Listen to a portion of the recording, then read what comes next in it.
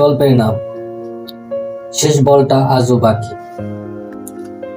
গ্রামের ছোট মাঠ, ঘাস নেই, গ্যালারি নেই, শুধু ধুলো আর স্বপ্ন।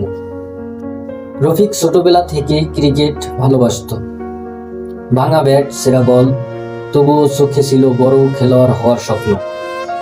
বাবা বলতো, পড়াশোনা কর, ক্রিকেটে কিছু হয় না। কিন্তু রফিক বিশ্বাস করত একদিন সে জিতবে। বাবার সম্মান নিজের চোখের রফিক বিশ্বাস করত একদিন সে জিতবে, বাবার সম্মান, নিজের স্বপ্ন। আজ ফাইনাল ম্যাচ, গ্রামের সবাই মাঠে, বাবাও এসেছে চুপচাপ দূরে দাঁড়িয়ে। শেষ ওভার, জিততে রান দরকার এক। রফিক স্ট্রাইকে, বল আসছে, সে মারতে যায়, বল ব্যাটের কানায় লেগে আকাশে উঠে যায়। সবাই দম বন্ধ করে তাকিয়ে আছে। 1 সেকেন্ড, 2 সেকেন্ড, ক্যাচ। ম্যাচ শেষ, দল হেরে গেল।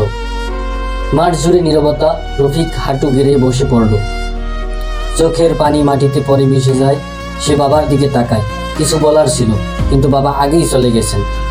সেদিন রফিক বুঝে যায়, কখনো কখনো একটা বলই বদলে দেয় পুরো জীবন। আজও সে মাঠের পাশ দিয়ে হেঁটে ছোট ছেলেদের খেলতে দেখে, হালকা হাসে আর মনে মনে বলে, শেষ বলটা আজও খেলতে বাকি।